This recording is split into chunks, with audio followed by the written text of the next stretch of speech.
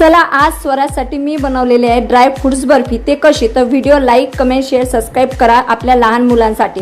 1 वाटी काजू बदाम आणि डिंक घेतला, बारीक पावडर करून घेतलेली आहे। 1 वाटी खारीक पावडर, 1 वाटी गूळ घेतलेला आहे, 1 वाटी तूप घेतलेला आहे, त्याच्यामध्ये 1 वाटी कणिक टाकलेली आहे, कारण ड्राय फ्रूटची बर्फी होतच नाही त्याच्याशिवाय।